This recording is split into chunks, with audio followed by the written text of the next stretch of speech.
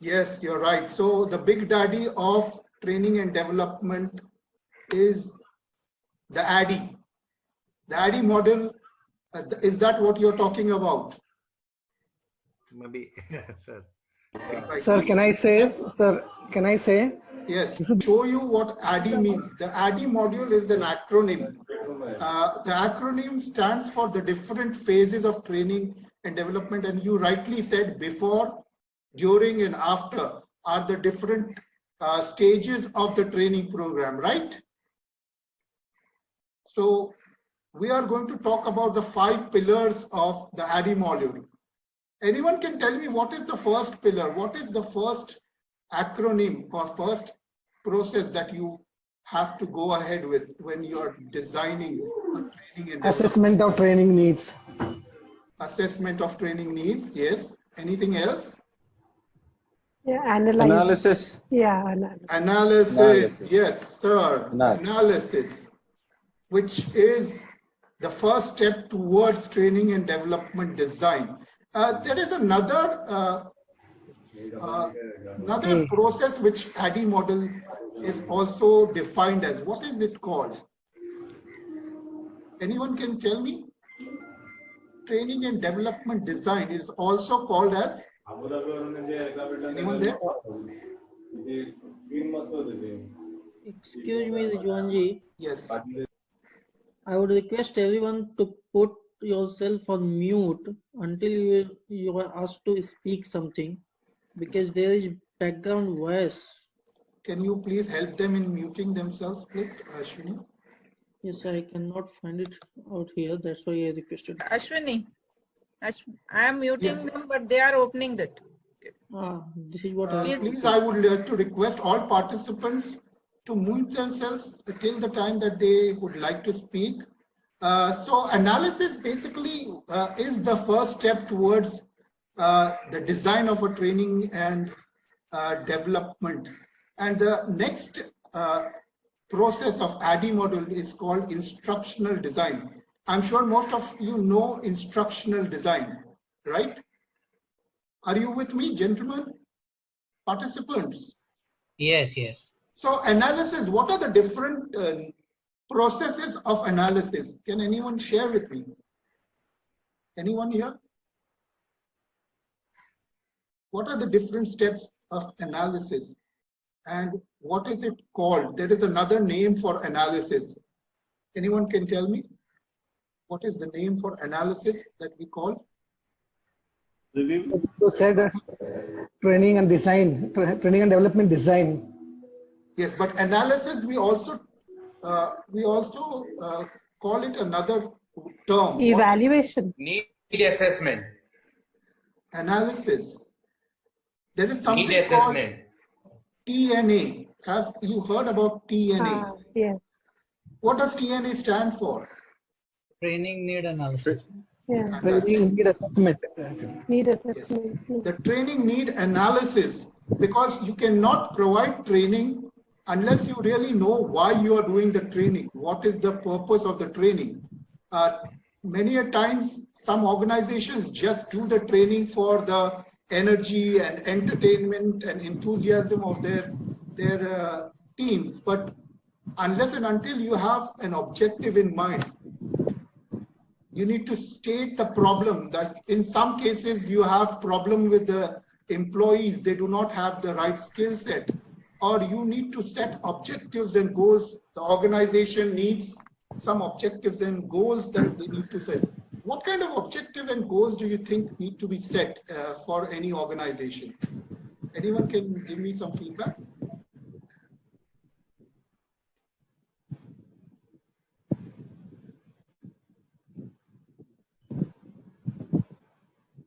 Can I? Yes, please. It can be enhancing their skills and their competencies and their knowledge. Yes. And a present performed job to the succession planning, and the goals, micro and macro, is linking to their vision and mission of the organization. Right. So the organizational goals and visions and missions should be linked to the competencies of the teams or the employees within the organization, right? And you need to find the link and the correlation between the two. Anyone else? Anyone else who can help me in understanding what are the different analysis requirements?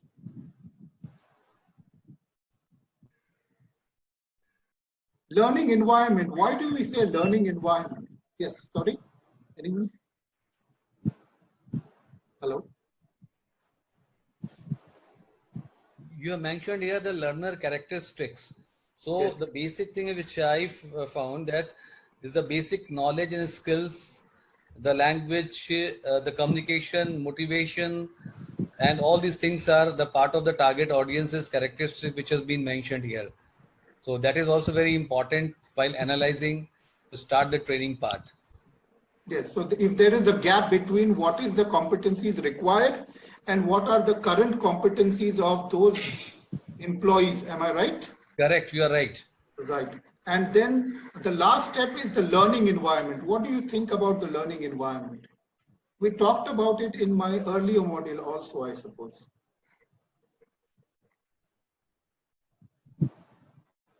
We talked about an organization to create a continuous learning environment.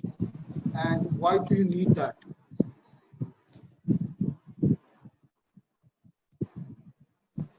When you are in a competitive environment, where are new technologies that are constantly changing the competitive world, you need to upgrade your company to Correct. competitive to the new environment. So the learning environment in COVID, what is the new learning environment in COVID? Can you tell me? It's a virtual learning through the technology which is being facilitated nowadays with most of the company. So that is a new learning thing which is coming up, the potential of the person and how we are going to evaluate it and how we are going to put it virtually. So there is a paradigm shift in the new learning environment. Correct. In the organization. So most of the organizations are no more in the office environment.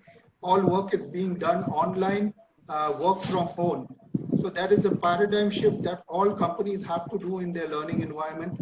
They need to skill their employees to handle virtual platforms, virtual working platforms. Am I right? 100% right. Correct. Guys, I'm not feeling the Josh. I'm not seeing any questions, anything you would like to Can I add on, sir? No, it's okay. Great. See, Can I add on, sir? Yes, hello. Access to the digital tools, like what you are talking about, the new one like Maintain or Kahoot. In fact, I was not even knowing about it. But in related to the organization, it's the social emotional engagement, which is now very, very critical with whatever the manpowers are. So you mean that is deficient in the virtual platform? Is that what you're saying? Exactly, and that has to be sorted out. In fact, we are trying our level best in that way to make a learning environment, particularly in related to AI modules.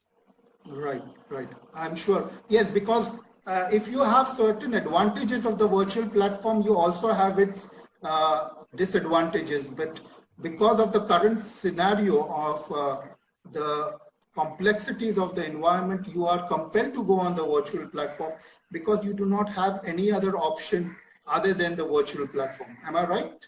Absolutely, absolutely. For example, being a MBBS first year student, he is supposed to understand on-hand practical dissection of anatomy. Now, somewhere online, somebody is taking a video and putting it.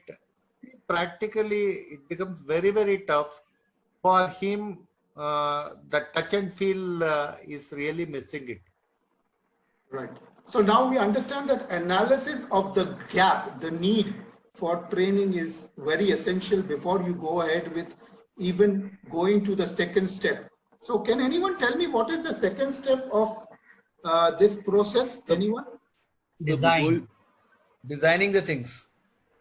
Great. So I think many of our participants are really involved in the training and development phases. So what is the training design what you call the steps for the training design? Can anyone enlighten me?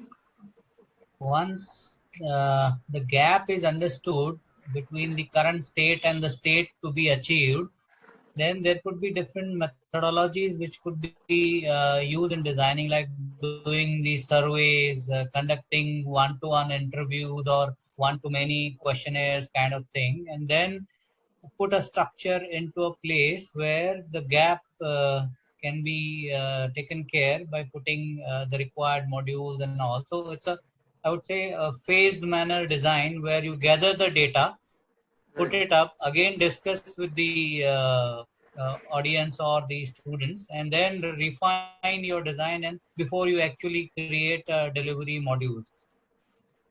Right. Anyone else would like to share?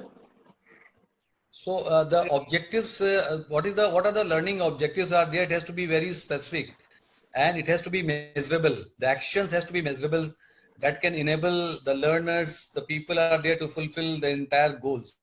That is one very important thing which we feel. And also the strategies which are being required for learning the objectives, which is going to help us to enable the entire things and to complete the loop. Right. So you need to have clearly defined objectives which are on the SMART process of objective definitions, right?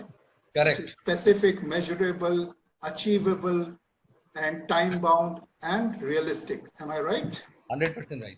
So that's the first step, specific learning objectives, gathering media and techniques. Anyone? The tools and techniques, which is the content development, content research, and then categorizing the content in a orderly manner so that you start with the easier content and go towards the most difficult content, thereby increasing the learning of the participants.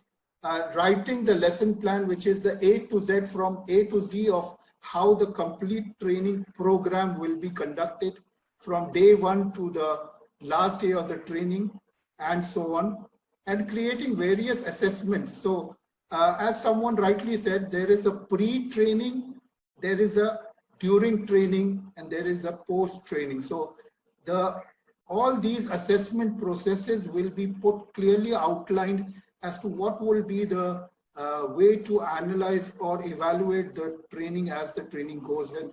So intermediary questions, quizzes, and interactions. So that is the design process.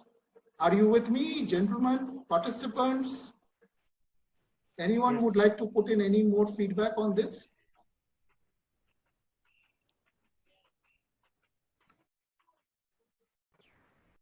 What do you think is the next step towards the phase? Can anyone share? There's the D, the third D, the second D is developing the learning part, the developing the resources which is required. The second D is developing the things. So the third D is the development. And what are the different steps in developing the phases? What is the design of the training? What are the different steps in developing? Anyone can share?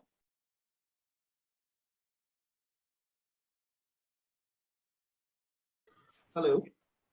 Since everybody is waiting to share something, maybe thinking, in the meanwhile, allow me to read a couple of messages on the chat. This message is from a person who decided not to speak. So he's writing out there as reality is more closer to Rahul. I'm referring to Rahul Raj. Rahul, I'm sorry about this. This is just in the jest, so please take it in the jest. Rahul writes, reality is more closer to framework of Agile, Scrum, SAM rather than ADDIE, is it not? That's a question he's asking. Agile and Scrum. Yes, that is the new process of designing, but you have a fundamental structure which has always been the primary structure for anyone to start learning, training and development. Of course, as you go ahead, as your learning increases, we can definitely upgrade your learning to Agile and Scrum, because Agile and Scrum are for people who are into the managerial positions, who are into team development, into the team organization. Am I right, Rahul? Absolutely, sir. Right. However, I had put a first portion to it. Wilt is more closer to the frameworks of Agile, Scrum, or SAM. Because in Wilt and virtual trainings, we don't have scope of having large training programs. Owing to the retention and the thing of being on virtual platform, that has got its own challenges. So ADDIE is a perfect model when we are giving and creating a wholesome product, a wholesome training program on its own. But in the virtual world, mini snippet programs are more successful. So, you're absolutely right. So to build those mini snippet programs and then bring them into bring them together to make a more wholesome program. That is the process through which we can go in for SAM first. And then using SAM, then we have got a number of mini programs built up. Then using Agile, we can probably cluster them together. That's my understanding of the virtual instructor-led training environment. Yes. ADDIE is perfect. ADDIE has been the as you rightly said, been the big daddy of all the training interventions. But yes, that's for the a normal scenario, not the new normal that we say. That's my take on it, sir. Yes, Rahul, you're absolutely right. But as we are going through this module, we are going through the fundamentals of training and development, because unless you are you are aware of the fundamental pillars, you will not be able to build over that design thinking, Scrum or SAM or any other, because you need to have a foundation which gives you the fundamentals. And once our audience is aware of the fundamentals, we can actually build on Scrum, design thinking, brainstorming, mind mapping, and so on and so forth. So thank you very much. You have really enlightened the audience in giving them more information apart from this particular fundamental concept. Thank you very much, Rahul. So yes, the development phase would definitely be the development of the instruction module, as we talked about. You also have to have the right procedures and processes in place, which is the classroom setup, the seating arrangements, the air conditioning, the ventilation, the lighting, the right kind of trainer. I would like to emphasize and stress on, because many a times you make a big mistake of not analyzing or reviewing the kind of trainer that you want to appoint. So you need to make sure that you know the trainer's skills, capabilities, his expertise and experience, so that he is the right choice for this training. Anyone else would like to put in some feedback on this, the development phase? What else do you think is the development part also needing? I think you have covered the entire things, which is mentioning in the 4 points, and what Mr. Rahul Raj has also conveyed the same thing. So I think this complete thing has been covered as per my knowledge. There are some other things that we need to cover in the development phases. That is, what type of modules you are going to design. Like you can have the validation of the things and also have a pilot test also, that how it is working. Fantastic. If it is, the pilot test says that yes, it is working well, then it can be implemented, because the next part of this ADDIE is the implementation. So the pilot test says that yes, perfect, it is going to be making a difference, then you can take it forward. And so may I add with your permission? Yes, please. At this stage itself, we also take into account of designing modular and progressive structure about the entire training program. Yes. So progressive structure would mean that until unless the first module is completed, done, understood, and evaluated, till that time you cannot move to the second. So that's the progressive structure, which can be very well designed and taken care at the development stage itself. And then the modular structure also can be created, so that though these modules will be progressive in nature, they will be standalone knowledge modules on their own. So that is also done that segmentation and classification is also done at development stage itself, if I'm not wrong, sir. You're right, you're right. So you need to categorize them in order of priority as to the learning process, as to what will be the learning capabilities of the participants, and they will be standalone. You can independently use any one module as and when you require. Like it could be sales training, it could be team building, it could be many other modules like goal setting and so on, which you need to categorize within the framework of the training program. Am I right? Absolutely, sir. In fact, the biggest example would be right now, you yourself mentioned that ADDIE is the primary model, without which you cannot progress to the more advanced modules like Agile or things. So this is a modular structure. ADDIE in itself is a full-fledged module in its own. And it's also placed in a progressive model wherein after this module, you can go in for SAM or maybe Agile.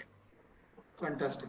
So I would like to also point out whatever you have the gaps or the competency required. If you have indicated the learning styles in the analysis, we will actually be designing the learning processes like visual learning. You will have PPTs, you will have role plays, you could have other activities which are inclined and aligned with the learning styles of the different learners.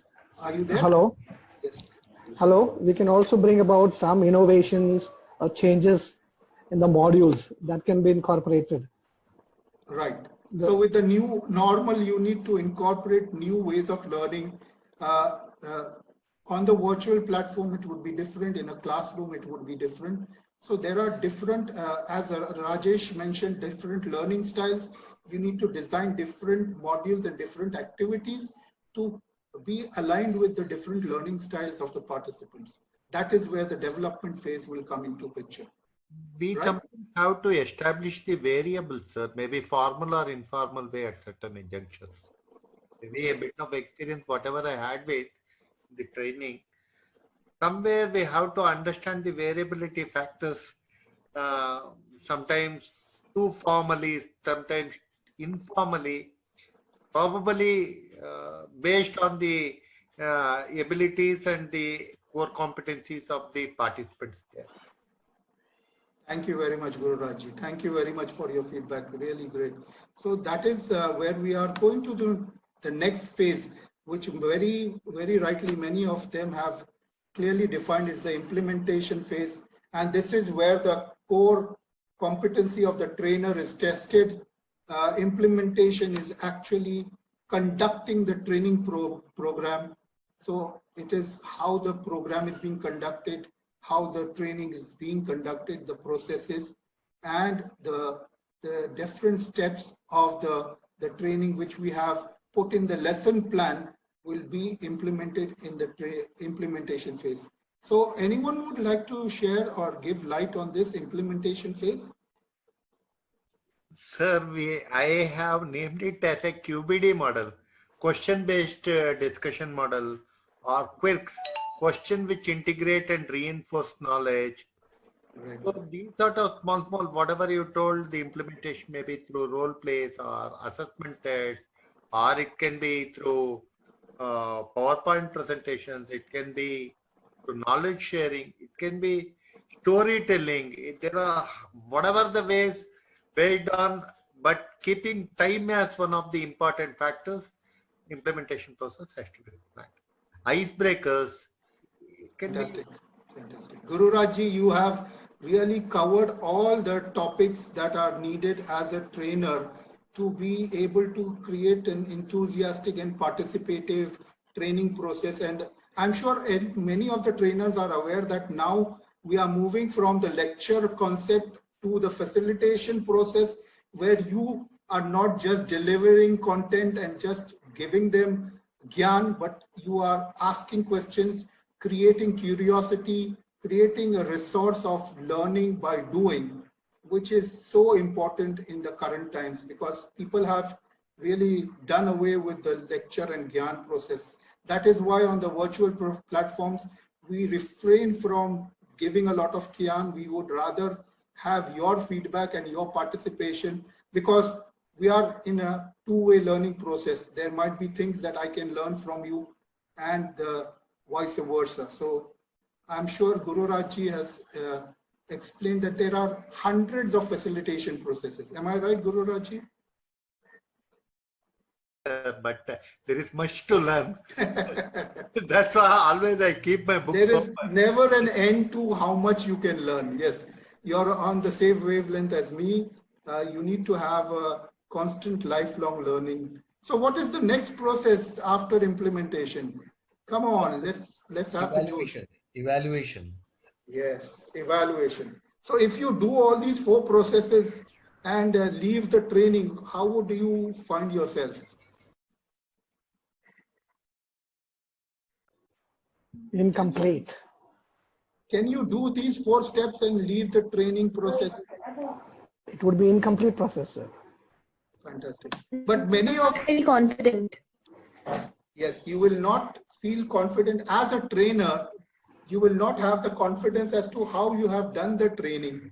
The HR will not be able to understand what learnings have been transferred to the participants, what behavioral changes have taken place, and what performance addition or what performance and competencies have been added to the participants. Am I right?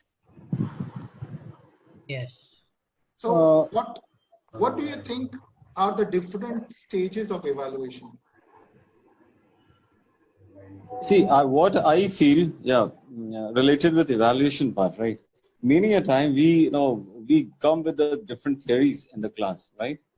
And if theories are there, if it is backed by certain role plays or stories, right?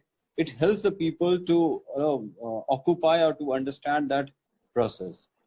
But many a time when it is only a theoretical part, by only sharing the information at that point of time, it's evaluations become from trainer's perspective, evaluations goes low. But when it is becoming more role plays where participants has to come and through their role plays, if they are able to bring out certain good results, it shows that from the trainer's perspective, the evaluation is that it is somewhere or other, it is highly confident that the trainer has done well in the session. What I believe, this is the basic thing that we understand. Thereafter, many a time it happens that the HR professional or the organizations are not going for follow-up sessions. So unless we are not going for follow-up sessions, we would not able to understand the kind of behavioral shift that we could able to bring into the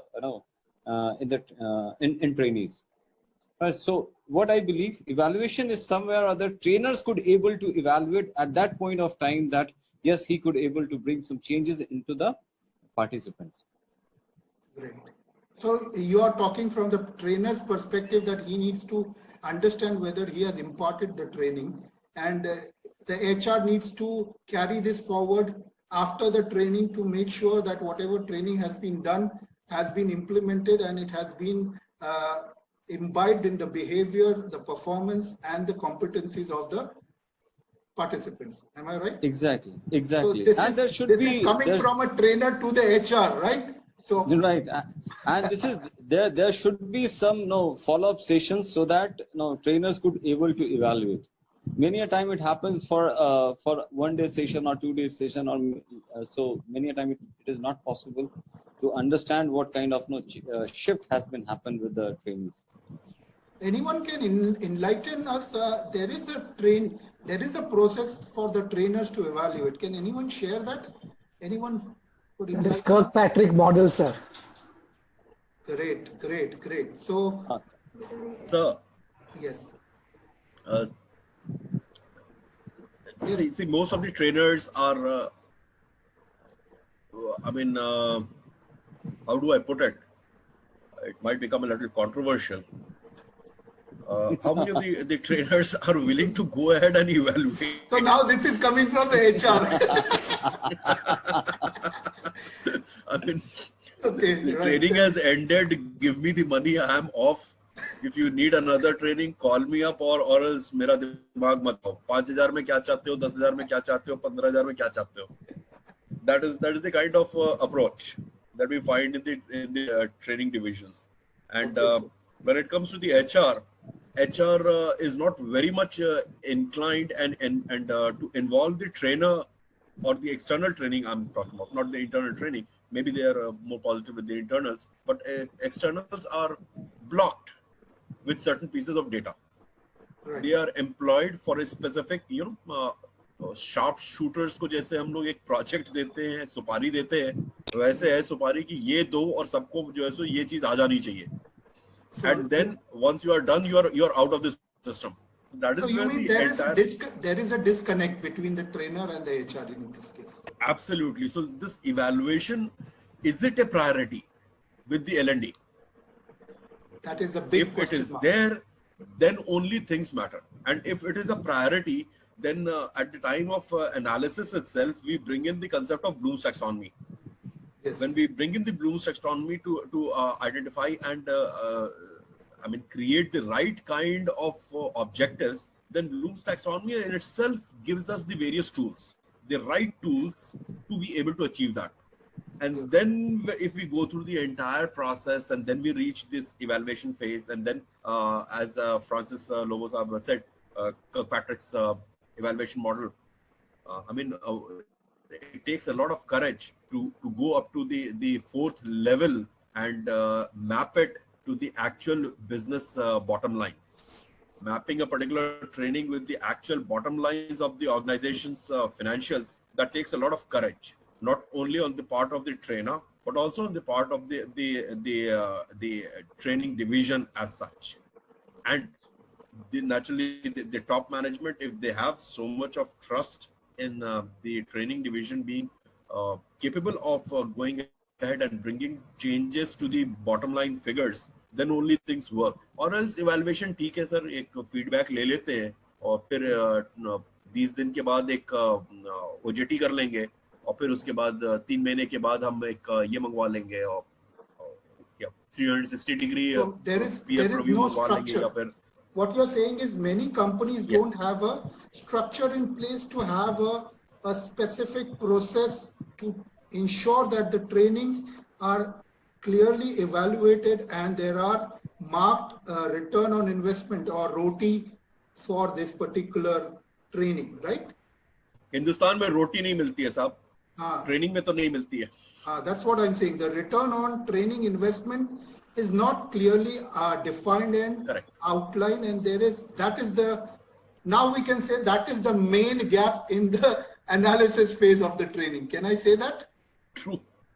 So it's, although we say analysis is the first phase, but evaluation itself, actually, even if you go through all the 4 processes, the evaluation actually disrupts the whole process because it doesn't take it to the ultimate objective goals set out by the organization for long-term competitive development. Am I right?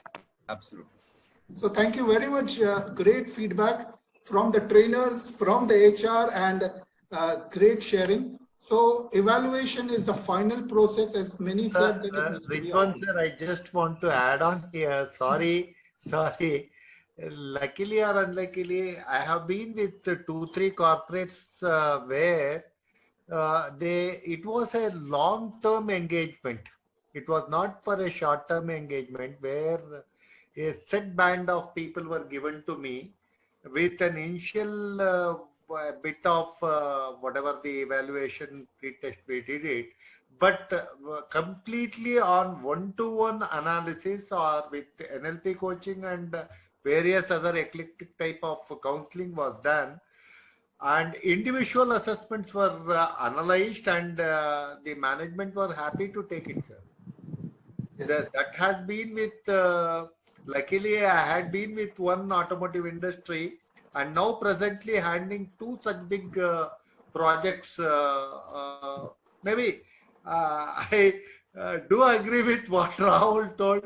With micro such programs do come up, but in case of these sort of macro programs comes on, and rightly what he told is the trust between the trainer and the top management gets through. We can give results through effective monitoring. Thank you. Sorry Yes. if at all. No. You're Because right, on hand Guru Raj. experience I'm sharing it, sir. No, it's very important. What you shared is right. Many top companies like TCS or other, the top rung, they have a clearly defined process of training and development where they give feedback to the trainers who they employ. They demand the return on investment. They have a clearly outlined process where they implement all these. So there are exclusions, there are other cases, of course, but there are companies who are also doing this. So now one more question I would like all the audience to answer. Is evaluation only in the last stage of the process? It can be pre, it can be post, even in between requirements. If required, it can be even in the middle also. Yes. So Nothing wrong. It again depends upon the understanding between the trainer and the HR, in fact, or the top management, and finally seeing the outcome for per se for the overall development. right. That's what I feel. With changes are always there. Yes, When we are Guru Raj. designing a training program, it is designed and segmented into sections. So one module is divided into chapters. Chapters are into sessions, and that is why even at the session level, individual objectives are built in. And at the end of the session, all the objectives of the session must be evaluated then and there. In addition to this, at the zero level evaluation, the moment the trainer is engaged into the activity of delivering, at that point of time, his first level of evaluation is continuously going on. That is why it is known as an online assessment. So ongoing assessment. I'm not sorry, not the online, but the ongoing assessment. The moment we start interacting, I'm getting cues from you, whether I should be repeating or not. That's the form of evaluation. Questioning. When you are asking me for an acknowledgement whether you got it or not, that's a form of evaluation. Fantastic. So those evaluations will have to be a ongoing thing, and at the sessional level, wherever we are building up the objectives of the session, that must be ending with the evaluation of those objectives. That is how summative assessment and then formative assessments can be done. And then once we have reached the end of the session, then formative and assessment, and they can be put together, figures can be put in, and then Kirkpatrick's model comes into picture in a big way. Then the second level, third level, and fourth level comes in. That's how we have been taught till now. Maybe we can change it. Okay. So another question I would like all the audience to ask, I'm asking, there is this loop. I am showing that evaluation again goes into analysis. Why am I saying that? It has to. I mean, okay. Let me take a backseat for some time. Because after evaluation, you will know further the further scope for once you analyze, you know further scope for trainings. Right. Rahul, you were saying something? Yes, thank you very much. Yes, you're right. You need to see what more improvement you want, right? Yes, Rahul. When we evaluate, we come out with some valuable information. And this information will be of two types. Either it will give us where our efforts have succeeded, or it will give us information where our efforts have not succeeded. So we need to naturally go back and take care of the things which we have failed on. We just cannot leave it that once the training has been done, I mean, we did not succeed in it, no worries. So that means that the training need identification which was done still stands. So a new training program needs to be built in. So this goes as the input to the analysis phase again. In case there are certain feedbacks, the evaluation tells us that we have achieved success. We have been able to achieve the objectives of the program. Then this gives us a set benchmarking process. This also gives us a best practices can be identified, and this can be incorporated in the rest of all the training cycles as standard processes because they have given us the results. So evaluation is done with the purpose of further improvement and also evaluating whether our current efforts have been done correctly or not. So it comes out with a huge benefit to the organization. In fact, more than the training, evaluation is the key for building up a learning culture in an organization. Thank you, Rahul. You have actually covered all the necessary topics why evaluation needs to be a cyclic process. Just adding on to that, because why do we go back from evaluation into analysis? As we talked during our earlier module, that there is a dynamic environment around the organization. Am I right?